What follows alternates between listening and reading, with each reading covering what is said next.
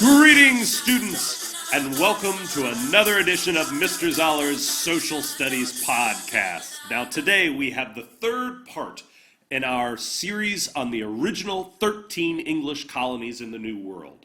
And the third installment focuses on the southern colonies. So what I'm going to do is give you a very brief introduction to the stories of 4 of these colonies. And what I'm going to ask you to do is determine who is the founder of each of these colonies and why was that colony founded. Are you ready? All right, let's get started.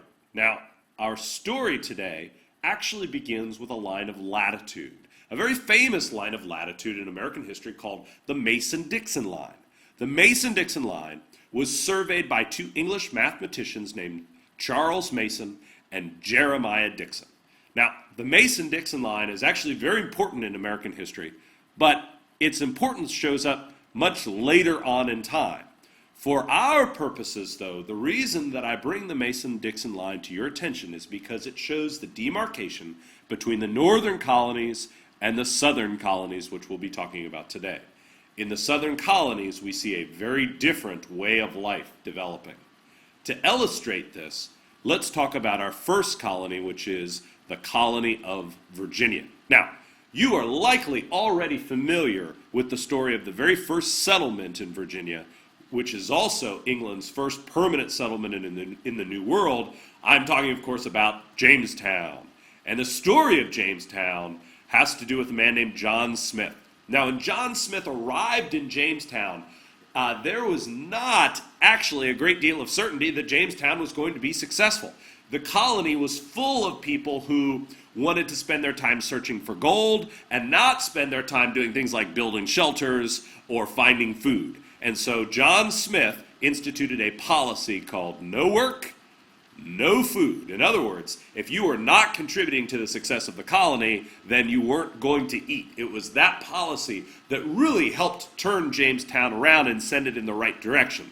But it wasn't until they started farming tobacco that the economic success of Jamestown was assured. And once they started farming tobacco, we see many more colonists arriving in Virginia and pushing further and further into the interior of the colony. The problem with that is that it brought them into conflict with Native Americans who were living there. Now, both European colonists and Native Americans believed that they were entitled to that land. My question to you is, why? Why is it that European colonists believed that they were entitled to that land and Native Americans believed that they were entitled to that land? Why don't you pause the video for a second and consider the answer to those 2 questions. Then when you're ready, unpause the video and we'll talk about the answers. All right, let's see what you came up with. As far as why European colonists believed that they were entitled to the land, you might have come up with a number of different answers. You might have said something like they thought they had a right to it. For example, they had a charter. They had an official document from the king that gave them permission to settle there. They also might have said, well, it appears like the Native Americans aren't using this land. Just because there wasn't a permanent settlement there doesn't necessarily mean that the Native Americans weren't using that land for hunting or trapping or some other purpose. But to the European colonists, they might have figured because they hadn't built a permanent shelter or a permanent farm, that that land was up for grabs, so to speak.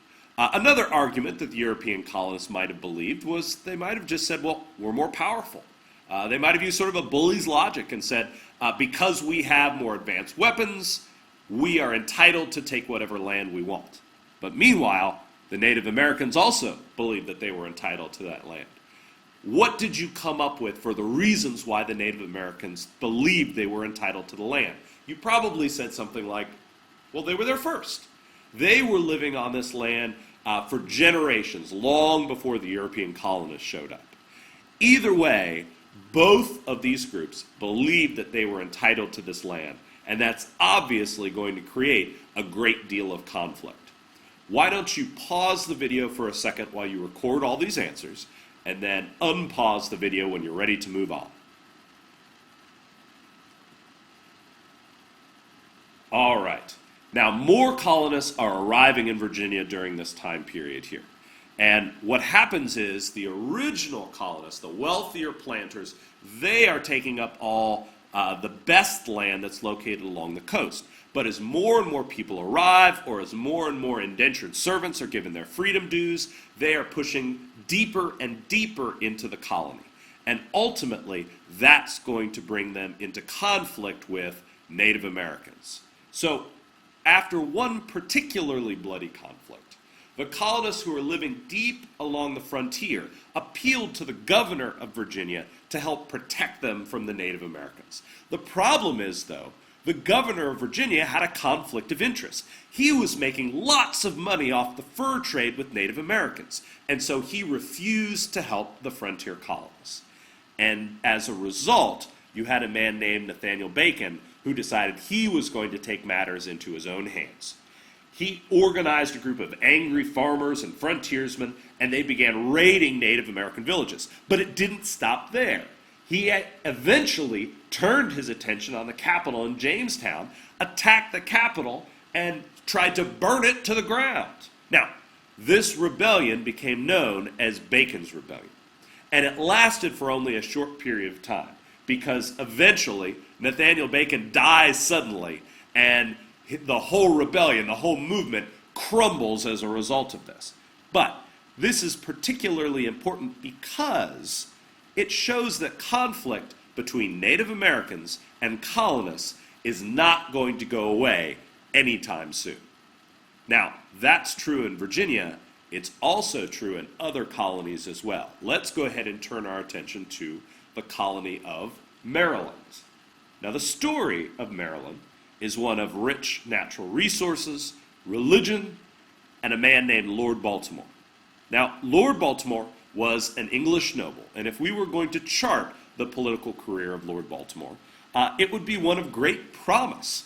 That is until Lord Baltimore announces that he is a Catholic. At that point, his political career is definitely going to take a downturn, because if you recall, it was not very popular to be a Catholic in England during this time period.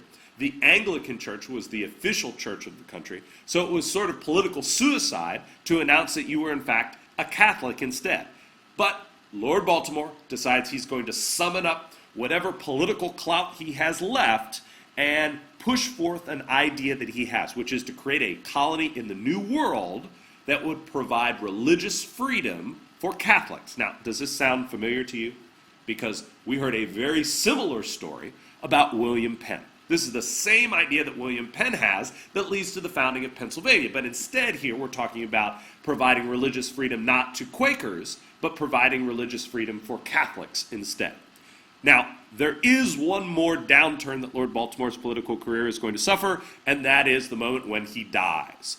But there is still some good news, and that is that he has a son. Different Lord Baltimore, but the son of the Lord Baltimore that we've been speaking of, and he decides he's going to pick up the father's mantle, and he's going to do what he can to see that there is still a colony created where Catholics can practice their religion freely without fearing religious persecution.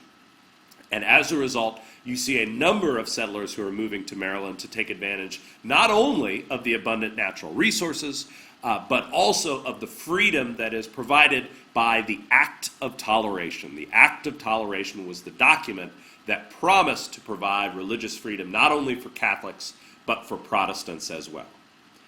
Now, let's take our focus away from Maryland for a moment and look at the Carolinas. In the Carolinas, we have a little bit of a two-for-one colony here, because even though it begins as just one colony, eventually it will form the colonies of North Carolina and South Carolina.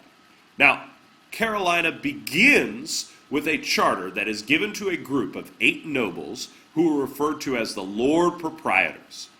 But in that colony, we see 2 very different populations who are moving into different parts of that colony.